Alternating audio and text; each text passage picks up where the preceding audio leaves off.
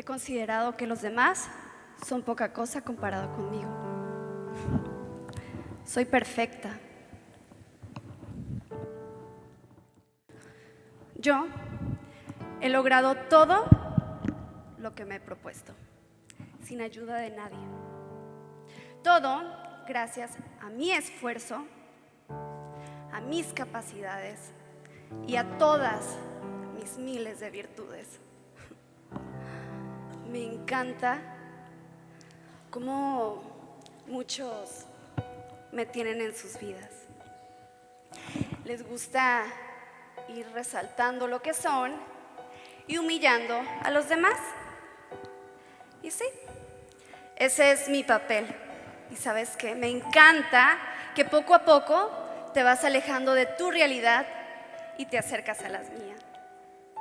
Yo soy experta, escúchame bien, soy experta en separarte de los tuyos, de tu familia, de tus amigos.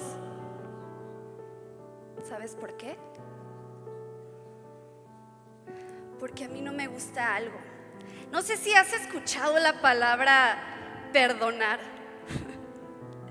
Patética. No sé a quién se le ocurrió.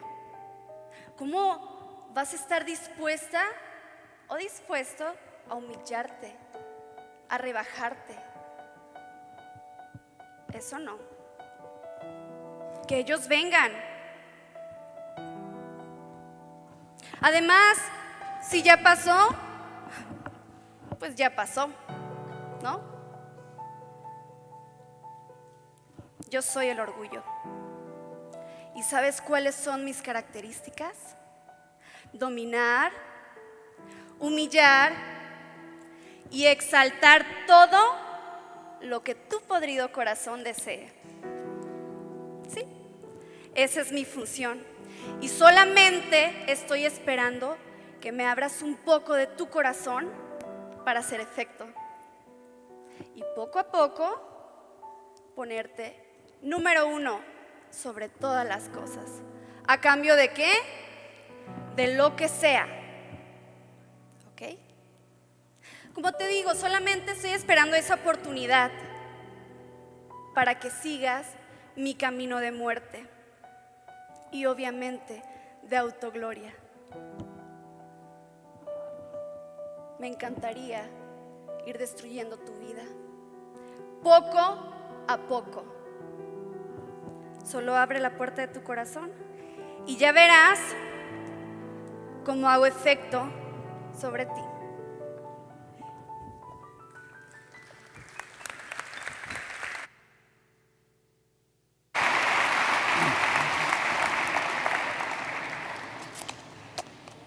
Buenos días a todos ustedes. Quiero agradecer y dar la bienvenida a todos los que nos están viendo en Loma Bonita, Campus y a San Pedro, al igual que todos los del Internet, que estamos en este día viendo el último tema de nuestra serie Encrucijadas. Algo muy importante para cada uno de nosotros porque como cristianos continuamente nos encontramos en una situación de encrucijadas, cosas que nos dan la oportunidad a nosotros diariamente de elegir cómo va a ser afectada el rumbo de nuestra vida. Vamos a orar. Señor, en estos momentos yo pido que tu presencia esté aquí, que tu Santo Espíritu venga y toque los corazones de cada persona que está aquí, que nos está viendo, que seas tú el que te manifiestes en una forma poderosa. Habla a nosotros. Abrimos nuestro corazón, abrimos nuestra mente, para que Espíritu Santo deposites en nosotros tu palabra, aquello que desees que nosotros recordemos y que salgamos de este lugar transformados en el nombre de Jesús. Amén. Para aquellos que no sepan quién soy, mi nombre es Gamaliel García, soy el hijo mayor de don Fermín y doña Delma García, pastoreando en San Diego, California, con mi hermosa esposa Cristina, que no nos acompaña, pero manda muchos saludos. Y por complicaciones mías, ella no pudo estar aquí. Entonces ella me dijo, asegure, saluda a todos y diles que yo quería estar allí, pero por complicaciones tuyas no pude estar. Entonces mando los saludos de parte de ella que se quedó allá en el área de San Diego. Muy bien, esta serie de encrucijadas que hemos estado viendo en las últimas 3 semanas, esta es la 4ª semana viendo este tema, nos empieza a poner a nosotros a entender que cada uno de nosotros diariamente nos encontramos en una encrucijada, algo donde nosotros elegimos el rumbo de nuestra vida. No estoy hablando de la salvación. La salvación es algo que todos nosotros necesitamos, y si usted está aquí en este día y no ha escogido seguir a Cristo, déjeme decirles, es la primera y más importante encrucijada que usted enfrenta en la vida, en el cual usted decide si usted va a seguir el camino de destrucción y de muerte que le guía lejos de Dios, o va a escoger esa encrucijada donde usted va a hacer un giro hacia Dios para seguir a Dios en obediencia, aceptando el sacrificio que Jesucristo hizo por usted en la cruz. Esa es la encrucijada más importante que nosotros enfrentamos. Pero después de esa encrucijada, Dios desea empezar a moldear nuestra vida, porque cuando nosotros aceptamos a Jesucristo como nuestro Salvador, lo que sucede en nuestra vida es que nosotros empezamos a caminar un rumbo, un camino de libertad. Y la libertad implica una cosa: decisiones. Cuando tú eres libre para decidir, ya no eres esclavo. Y la Biblia dice que cuando nosotros estamos en Cristo, que hemos sido hechos nuevas criaturas, ya no somos esclavos. Ahora nosotros podemos escoger, porque la verdadera libertad está en Jesucristo. Y el rumbo que nosotros escogemos establece lo que sucede en nuestra vida y en las generaciones que nos siguen. De hecho, es muy interesante nuestro texto lema, que es Deuteronomio 30:19. Y si quiere abrir, yo voy a estar leyendo de la versión, la nueva traducción viviente, en el cual desde el principio Dios habla acerca del elegir. De hecho, nos podemos ir hasta al jardín del Edén con Adán y Eva. Dios le dio a escoger. Dice, puedes comer de todo el fruto, pero no comas. Yo te sugiero que no comas de tal, porque el día que tú comes de ese fruto, tú vas a morir. Pero puedes escoger la vida. Escoge la vida. Sabemos nosotros la historia. Escogieron la muerte. Y desafortunadamente nuestra humanidad pecaminosa escogemos eso continuamente. Fíjense lo que dice Dios en Deuteronomio 30:19.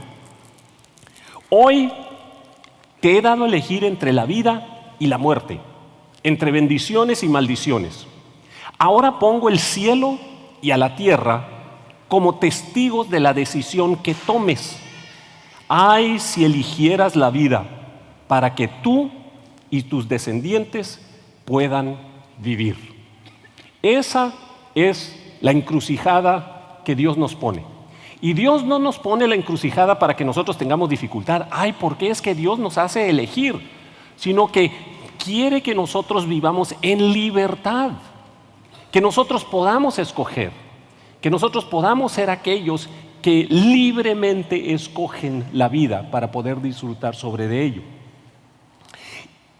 Y lo interesante es que cuando nosotros vemos las diferentes decisiones que nosotros nos enfrentamos, esa decisión que nosotros tomamos nos guía o a la libertad o a la esclavitud. Una de las dos es lo que sucede en nuestra vida. Estuvimos viendo en las semanas pasadas, la primera fue la pereza. Y yo sé que la mayoría de nosotros no nos consideramos flojos, ¿verdad? Pero si ustedes se acuerdan, se mencionó algo durante esa serie de la pereza, que muchas veces la pereza no se demuestra en falta de actividad, sino que en demasiadas actividades, pero las actividades equivocadas. Entonces nosotros tenemos que ver y analizar nuestra vida. ¿Cómo está tu vida? Ay, pastor, es que mi vida, yo estoy tan ocupado, es que, ¿sabes qué? Vamos a orar. No tengo tiempo para orar. Estoy muy ocupado. Oye, hay que leer la Biblia. No, ahorita no puedo leer la Biblia. Estoy muy ocupado. Oye, tienes que amar a los demás. Yo no tengo tiempo para amar a nadie. Que me amen a mí. ¿Verdad? Pero yo ahorita estoy muy ocupado en mi trabajo, yo estoy muy ocupado con mis cosas. Y nos mantenemos tan ocupados que no hacemos lo que debemos hacer. De acuerdo con la definición de pereza, eso es pereza. No es la falta de actividades, es la falta de las actividades apropiadas. Y como cristianos, nosotros muchas veces estamos tan ocupados con la vida que olvidamos la vida. Y por lo tanto, vivimos una vida de pereza. Y tenemos que tener cuidado y analizar nuestra vida realmente en esa encrucijada de la pereza. ¿Qué he escogido? No esperemos nosotros que seamos como Jonás, que hacemos y escogemos lo incorrecto en contra de Dios, tratando de alejarnos de Dios, y nos va a tener que vomitar un pez. Ya no voy a entrar a eso. Vamos al segundo. La segunda que vimos era la envidia. El deseo de tener algo que alguien más tiene, pero a costo de la otra persona. Uno de los ejemplos que me gusta usar es el del carro, un BMW. Cómo me encantaría uno de esos carros alemanes. Pero entonces si el gobierno de repente dice, imagínense conmigo, ¿ok? Que el gobierno un día, ustedes se levantan en la mañana y en el noticiero está un BMW en cada cochera del país. Regala el gobierno. ¡Wow! ¡Qué tremendo! Un BMW del año por todas. Pero qué chiste si todo el mundo lo tiene. Entonces yo no quiero un BMW, quiero un Mercedes mejor. Porque quiero ser diferente. Eso es envidia. Querer algo que te haga sobresalir de los demás, que va mucho con el tema de hoy. Pero eso es la envidia. También vimos la semana pasada la ira. Yo sé que ninguno de nosotros, siendo latinos, batallamos con la ira. Pero la ira es algo que abre la puerta al pecado. Y es por eso que la Biblia enfatiza tanto. No dejes que el sol se ponga en tu enojo. No dejes que se usó el ejemplo de Caín, en el cual Caín, dice la Biblia que cuando su sacrificio no fue aceptado por Dios, su rostro decayó. Traducido correctamente, él se enojó y estaba enojado. ¿Verdad? Todos nosotros ponemos rostro decaído cuando nos enojamos, ¿verdad? Ninguno de nosotros andamos así. Estoy tan enojado. Sino que estamos con el rostro que le ves a una persona y dice, esa persona está enojada, aunque se sonría. ¿Se han fijado? Aunque esté sonriendo y muy alegre, tú sabes que está enojado porque hay algo que sale de ellos. Y fue cuando Dios vino con Caín, y se me hace muy curioso que habló con Caín. Nunca nos dice la Biblia que habló con Abel. Habló con Caín, que quiere decir que no había caído de la gracia Caín, que todavía tenía una relación con Dios, pero porque no trató el enojo que traía en su corazón. La Biblia nos dice, Dios le advirtió, si no tratas ese enojo que traes, el pecado está a la puerta de tu corazón. Y muchas veces nosotros, porque todavía tenemos una relación con Dios y venimos y levantamos las manos y adoramos a Dios y se nos enchina el cuero cuando estamos cantando y estamos nosotros muy contentos. Ay, sí, yo tengo una relación con Dios, pero pensamos que estamos bien cargando ese enojo en nosotros. Pero la ira abre la puerta al pecado. Es por eso que en Apocalipsis capítulo 3, cuando Jesús está hablando a la iglesia, a creyentes, que les dice, he aquí yo estoy a la puerta y toco. El que abre la puerta, entraré a él, cenaré con él y él conmigo. Dios lo hace muy claro. Nosotros tenemos que ver nuestro corazón y asegurar que en la encrucijada del enojo y de la ira, nosotros no escogemos incorrectamente para escoger la muerte, la destrucción. Porque es algo que no solo afecta nuestra vida, sino que nuestros hijos y nuestra descendencia, de acuerdo con la Biblia. El día de hoy vamos a tratar una de las encrucijadas posiblemente más importantes para nosotros como cristianos: el orgullo. Nadie aquí es orgulloso, ¿verdad? Porque después de todo, el orgullo es algo que los demás batallan con ello, no nosotros. La mayoría de nosotros somos humildes y abnegados. Lo que nos pone en una encrucijada no es directamente el orgullo. Por lo menos nosotros no lo vemos de esa manera, sino que enfrentamos circunstancias que tocan diferentes áreas de nuestra vida. Puede ser que toquen nuestra familia, puede ser que toquen nuestra forma de pensar o las decisiones que nosotros hemos tomado. Yo encuentro que muchas veces las decisiones que nosotros tomamos es lo que más enciende el orgullo en nosotros, porque cuando alguien reta nuestra decisión, ¡ay, cuidadito! Porque yo ya lo decidí. ¿Y quién eres tú para enfrentarme con la decisión que yo ya tomé? Y tenemos nosotros que analizar qué es lo que hay en nuestra vida que causa orgullo en nuestro corazón. Bueno, lo primero que vamos a hacer es ver qué es el orgullo. Porque una vez que vemos la definición, nos ayuda a saber y analizar si hay orgullo en nosotros. De acuerdo con el diccionario, la palabra orgullo quiere decir el exceso de estima propia. El exceso de estima propia. Con razón, entonces la Biblia habla de que yo no me debo estimar más que a los demás. Con razón la Biblia habla de que yo necesito, cuando me comparo con Dios, analizar dónde están mis decisiones y dónde están mis pensamientos. Porque no sé si a ustedes les pasa como me pasa a mí. Yo muchas veces me siento que a Dios le tengo que dar cátedra de teología.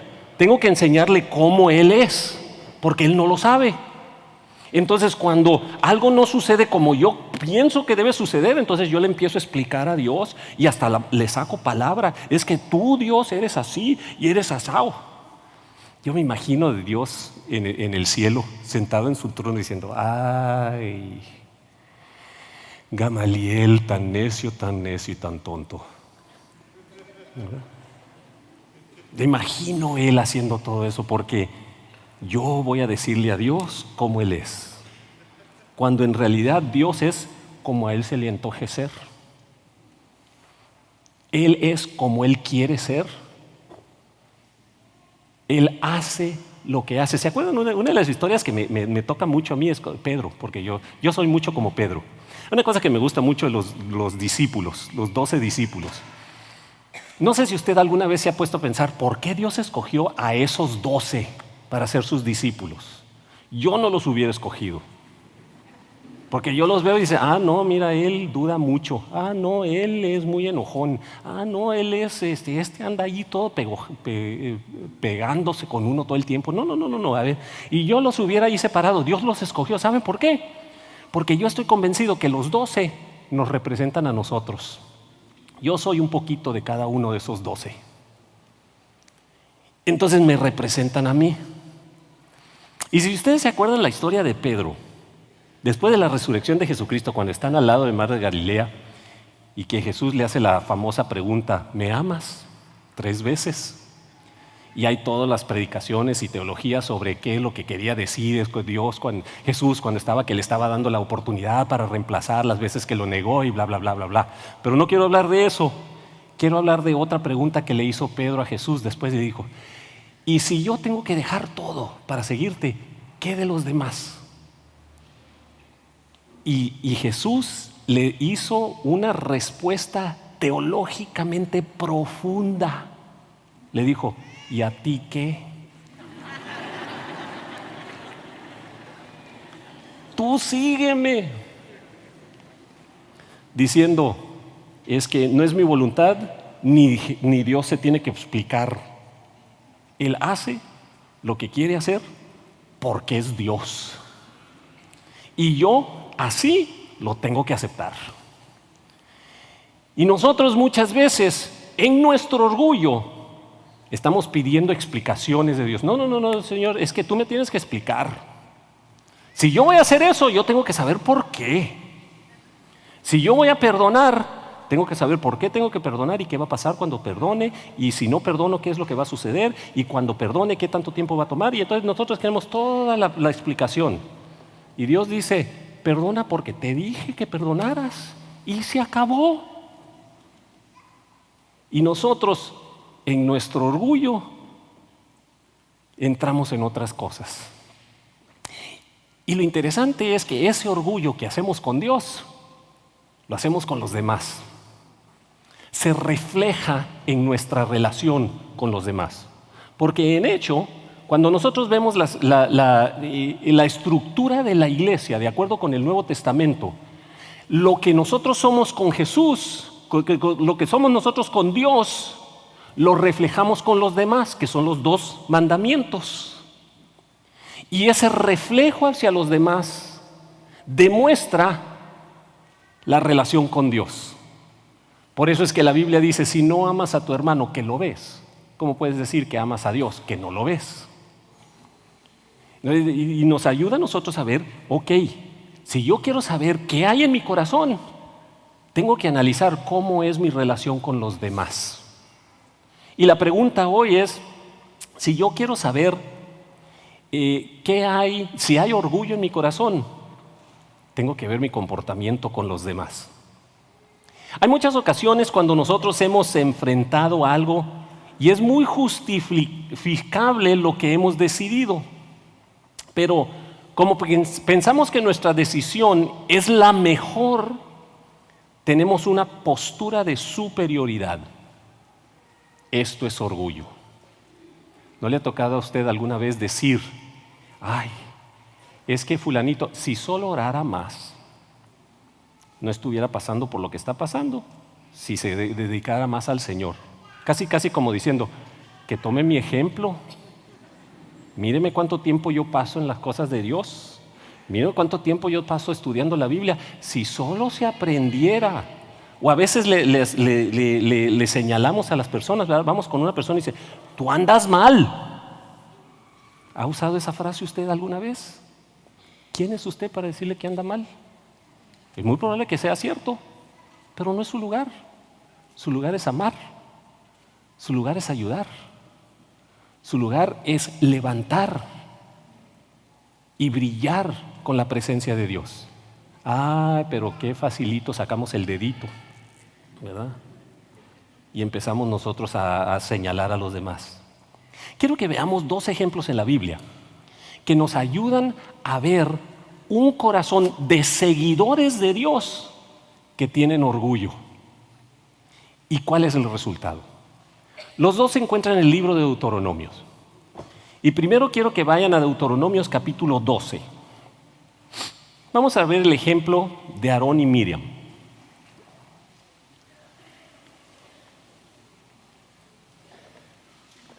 Perdón, Números 12. Ya saben dónde está Deuteronomio, entonces ahora quiero que sepan dónde está Números. Números capítulo 12. Déjenme darle un poquito de historial.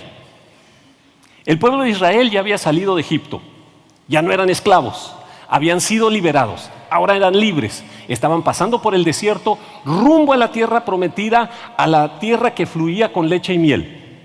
Y durante ese tiempo, esos 40 años, la vieja generación tenía que morir porque dudaba y no obedecía a Dios, y una nueva generación tenía que ser levantada que caminara en obediencia a Dios. Ese panorama nos explica la vida espiritual nuestra. Nosotros hemos salido de un Egipto espiritual, Un lugar donde nosotros somos esclavos al pecado. Somos liberados a través de la sangre de Cristo y somos pasados por un desierto espiritual donde una transformación tiene que empezar a suceder, donde en esa transformación muere la naturaleza vieja y empieza a crecer y a resucitar una nueva persona, la nueva creación que somos nosotros en Cristo, para poder entrar a las promesas de Dios. Pero en ese ínter de estar en ese tiempo de transformación, hay cosas que suceden en nuestra vida. Y lo que pasó el pueblo de Israel en el desierto nos ayudan a nosotros como ejemplos de las cosas espirituales que pueden suceder en nuestra vida. Una de ellas es Números capítulo 12, donde Miriam y Aarón, hermanos de Moisés, se ponen a murmurar en contra de Moisés. Y si ustedes se fijan en el versículo 2, dijeron, ¿acaso el Señor ha hablado solo por medio de Moisés? ¿Acaso no ha hablado también por medio de nosotros? Y el Señor los oyó. Híjole, cómo me calan esas palabras. Porque yo tiendo a ser como Aarón y Miriam. Me comparo con otras personas que se dicen cristianas espirituales y, como en mi caso, siendo pastor, otros que se dicen pastores. Y fácilmente yo puedo decir, se cree tan espiritual esa persona, cree que Dios nada más les habla a ellos. No se dan cuenta que Dios también me habla a mí, que yo también he aprendido de las cosas del Señor. Está enseñando eso, yo lo enseñaría mejor. Yo lo hiciera de diferente manera. Entonces yo empiezo ese tipo de comparación como lo hizo Aarón y Moisés. Pero lo que realmente es una pedrada a mi cabeza es cuando dice, ¿y el Señor oyó? ¿Sabes lo que tú haces? Tú dices, cuando te comparas criticando a otra persona, pensando que tú lo haces mejor, ¿sabes lo que pasa? El Señor te oye. Y ve el orgullo que hay en tu corazón. Nos dice allí Moisés, versículo 3, Moisés era un hombre muy humilde. En toda la tierra no había nadie más humilde que él. Así nosotros todos nos creemos, ¿verdad? La mayoría de nosotros no nos creemos Aarón y Miriam, no, la mayoría de nosotros nos creemos Moisés. Pero la realidad es que la mayoría de nosotros somos más Aarón y Miriam que lo que somos Moisés. El Señor llamó a Moisés, Aarón y Miriam y a los tres les ordenó ir al tabernáculo de reunión. Allí el Señor descendió en la columna de nube, se detuvo a la entrada del tabernáculo y llamó a Aarón, a Miriam. Los dos acudieron y el Señor les dijo, escúchenme bien. Cuando haya entre ustedes profeta del Señor, yo me apareceré a él en una visión. Fíjense lo que el Señor empieza a hacer. Están ellos murmurando y dicen, si nosotros que somos tan espirituales y Dios nos habla a nosotros y todo. Entonces viene Dios, los oye y les habla y les dice, escuchen bien, cuando haya profeta, yo le voy a hablar. Y lo que Dios muchas veces a nosotros, cuando nosotros dejamos que el orgullo sea aquello que controle nuestra vida y nosotros empezamos a comparar con todos los demás y decir, es que yo soy especial, es que yo soy una persona que Dios me habla y Dios me dice, mira, ¿qué se cree esta persona o qué se cree aquella otra persona? El Señor dice, escúchame bien, cuando haya alguien digno de que yo le hable, le voy a hablar. Y fíjense cómo sigue diciendo.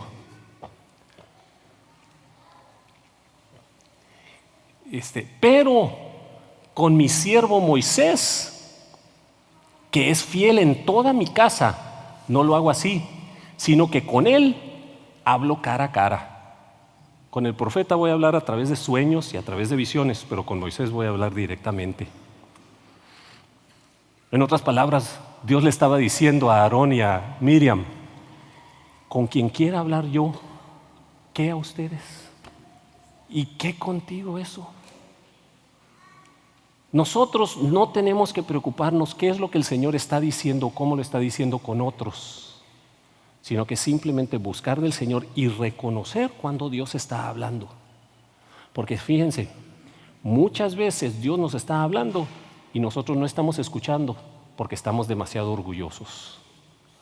Dejamos de oír la voz de Dios por nuestro orgullo.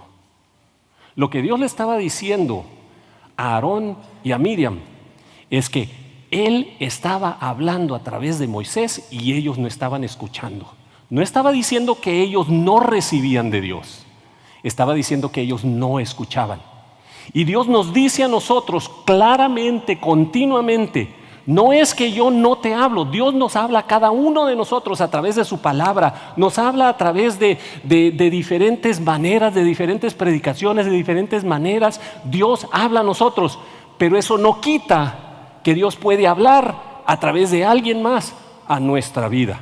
Me ha sucedido muchas veces a mí que una persona que yo no considero espiritual suficiente, no oigo lo que ellos me dicen, porque de hecho empiezo yo a decir, ¿y ellos quién se creen para decirme algo como eso?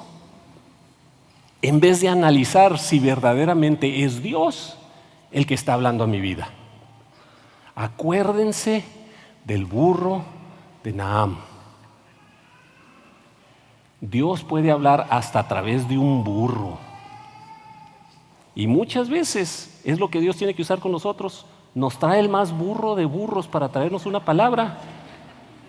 Y nosotros decimos, ¿cuándo creen? Bien, me toca mucho eso. No lo digo porque yo sé que aquí no pasa. Aquí nadie se ha salido, ni nadie se está yendo a ninguna parte. Pero hay lugares donde va y nomás saben quién va a predicar. ¿Quién va a predicar hoy? Fulanito de tal. ¿Qué me va a decir él? Y se van a tomar cafecito. Porque ya lo sé todo. Otras personas también, no, yo sé que nunca sucede aquí, ¿verdad? Y menos ahora que ya son electrónicas todas las Biblias. Pero antes se acostumbraba mucho, si no te gustaba quién estaba predicando, agarrabas tu Biblia, te sentabas y nomás empezaba a predicar, tú agarrabas tu Biblia. A leer la Biblia, que es el insulto más grande que le puedes hacer a una persona que está predicando. Es un insulto y una grosería. Eres grosero si estás haciendo eso. Así que si a alguien le cayó la piedra, pues ni modo. ¿Pero por qué hacemos eso? Porque hay orgullo. Nos creemos Miriam y Aarón. Dice, cree que Dios nada más le habla a él. Dios me habla a mí también. Eso mismo que está diciendo, ya me lo dijo Dios. ¿Para qué me lo tiene que decir otra vez? Pero si uno se fija en la historia, al que castigó Dios no fue a Moisés, fue a Miriam y a Aarón. Quiero que vayamos a otra. Vamos a Números capítulo 16. Aquí tenemos otro personaje muy interesante. Se llama Coré. Y Coré tiene un historial muy interesante, tan interesante que en Primera de Pedro habla de ello y dice, en Judas versículo 11 dice que no caigamos nosotros en el error de Coré. ¿Y cuál era el error de Coré? Veamos allí en el capítulo 16. Dice, junto con levita Coré, el versículo 1, o sea, era un sacerdote, era un ministro de Dios, hijo de Izar, hijo de Coat, los rubenitas Datán y Abirán, hijos de Eliab y On, hijo de Pelet, decidieron rebelarse contra Moisés, acompañado de 250 israelitas importantes que eran miembros del consejo y contaban con buena fama, y se juntaron contra Moisés y Aarón. Fíjense quién se juntaron. Se juntaron todo el liderazgo, que ya tenían ellos buena fama de ser muy espirituales, de ser conocidos de la palabra de Dios, de que ellos sabían hacer las cosas, eran los líderes del pueblo de Dios.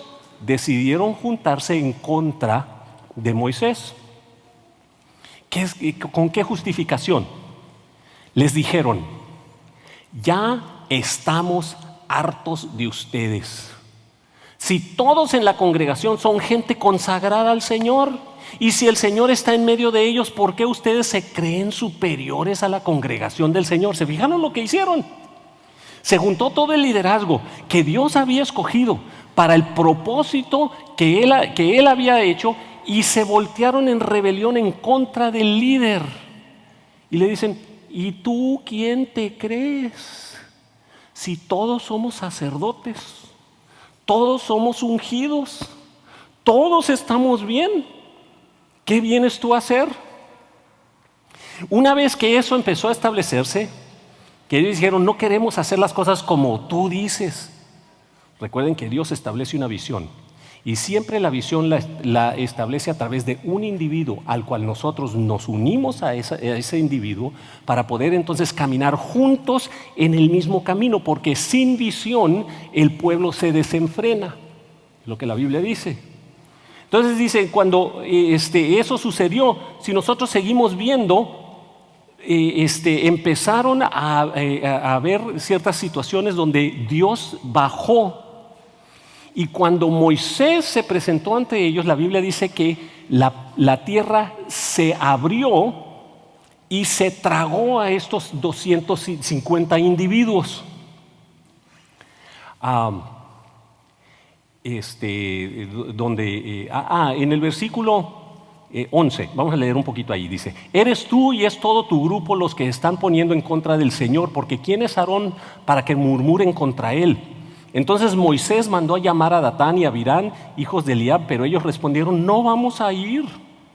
Tú, no contento con habernos sacado de una tierra que destila leche y miel. Fíjense, estaban diciendo: todo lo que nos sucedió es peor de como estábamos antes. Y así empieza mucho la rebelión. Empieza la rebelión a decir: no, es que antes estábamos mejor que lo que estamos ahora. Ya no está la tierra destilando leche y miel como antes. Así es que es lo que estaban diciendo cuando Moisés los estaba llevando en la dirección que Dios quería que ellos los llevaran. Y entonces sigue diciendo,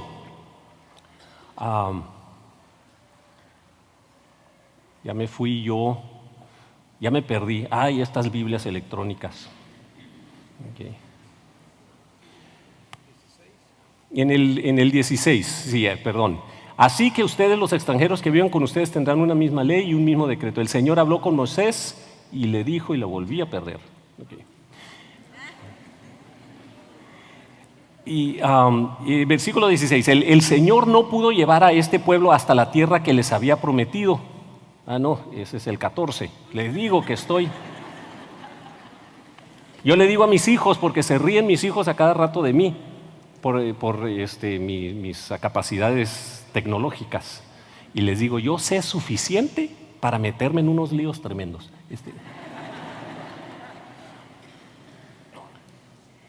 En el versículo 17, el Señor habló con Moisés y le dijo: habla con los hijos de Israel y diles: cuando ustedes hayan entrado en la tierra a la cual yo los llevo y comiencen a comer del pan de la tierra, deberán presentarme una ofrenda.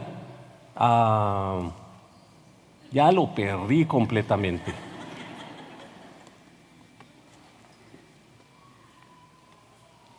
Oye, pero ¿cómo sabes tú más de tecnología que yo?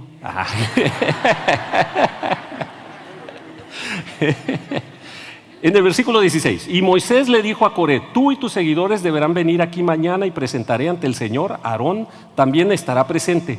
Tú y cada uno de tus 250 seguidores deberán preparar un incienso y ponerle incienso para que todos puedan presentarlos ante el Señor. Aarón también llevará el suyo.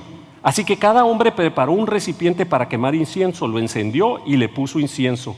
Después se presentaron a la entrada del tabernáculo con Moisés y Aarón.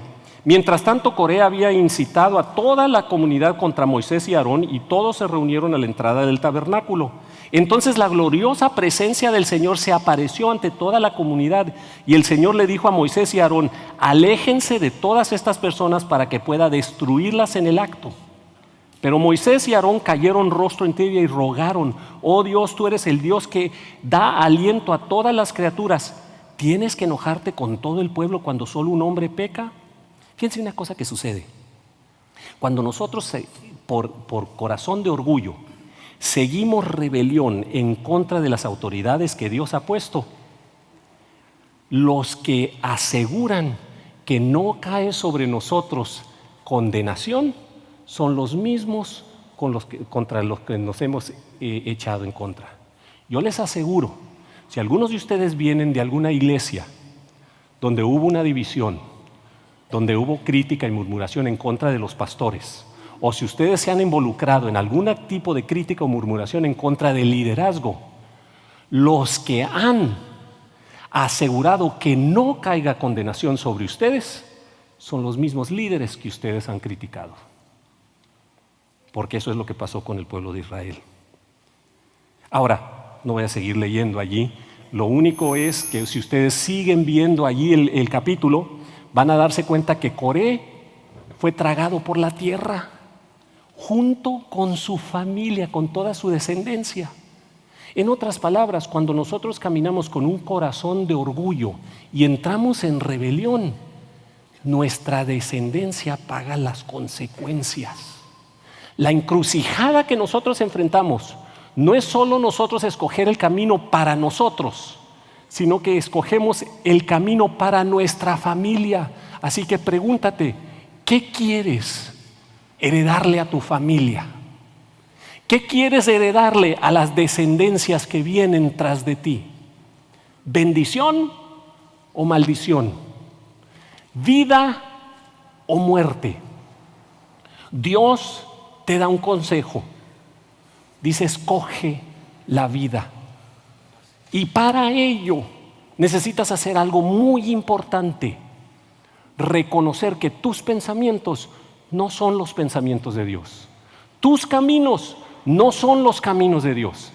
Tan alto como los cielos, tan separados como los cielos están de la tierra, así están los caminos de Dios y los pensamientos de Dios. Y por lo tanto, yo tengo que estar dispuesto a descartar lo que yo pienso para poder seguir lo que Dios dice.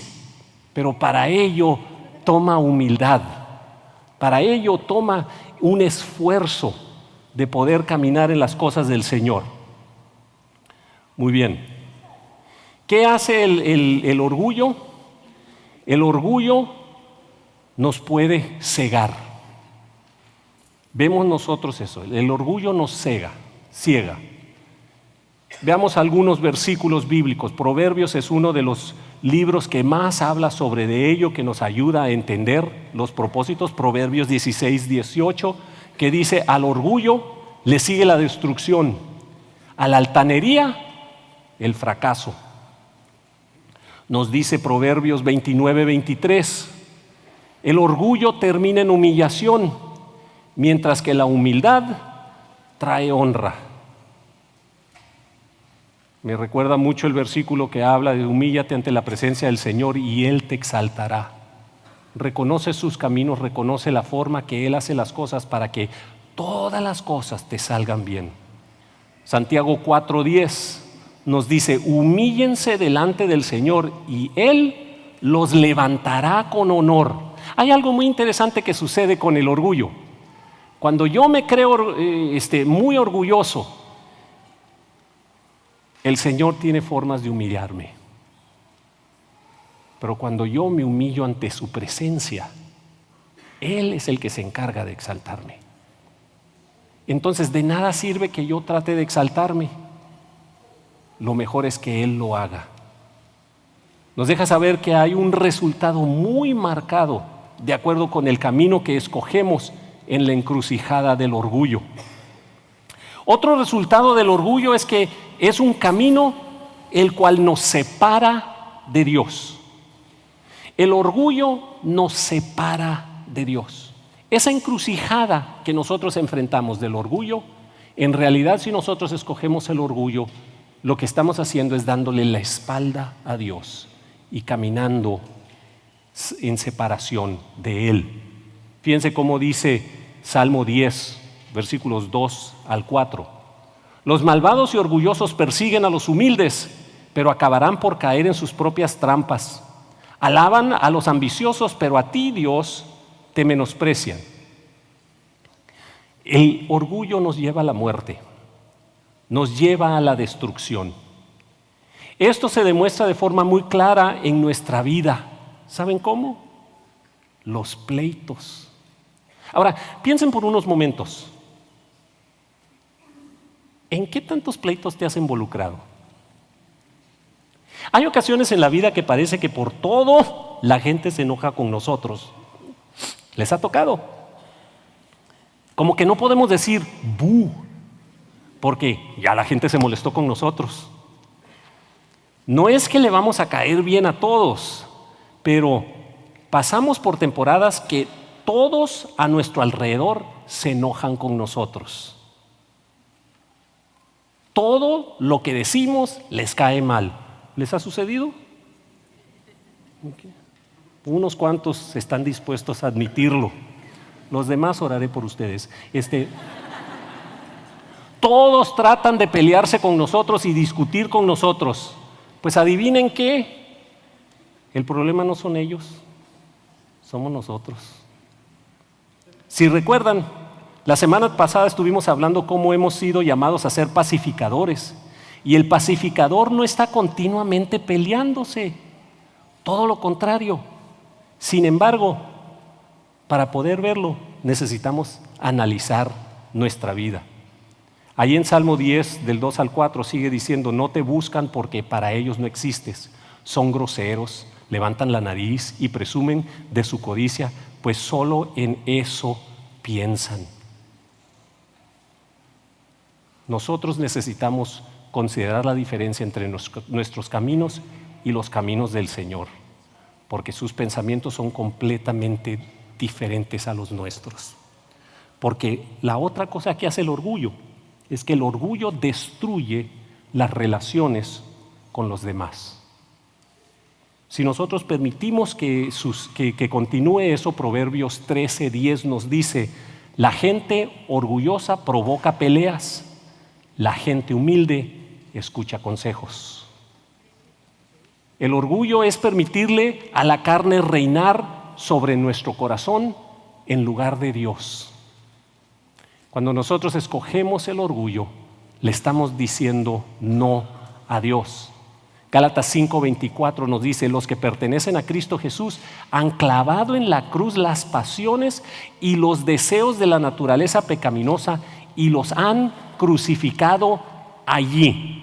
¿Saben lo que es eso? Eso es que las pasiones han sido quitadas, ya no existen, ya han muerto. No es cargar la cruz. Nosotros tenemos mucho eso. Ay, esta es la cruz que el Señor me ha dado para cargar. No, porque eso quiere decir que todavía estás vivo, no estás clavado en la cruz.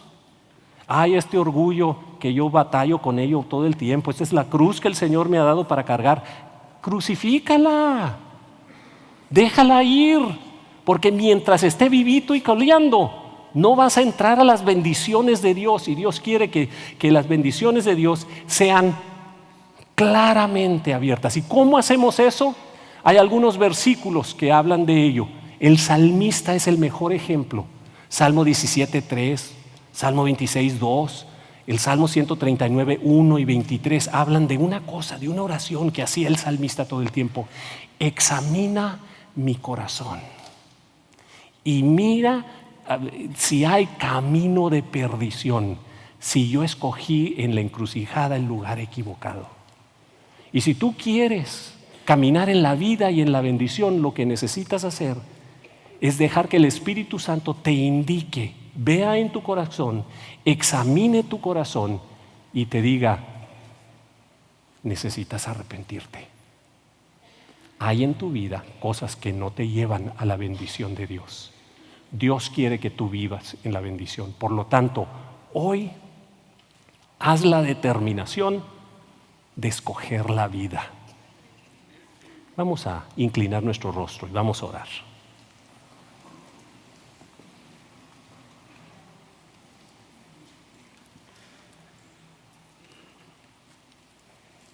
Con sus ojos cerrados allí quiero tomar unos momentos para orar por aquellos que dicen: ¿sabes qué? El Espíritu Santo sí me ha estado hablando.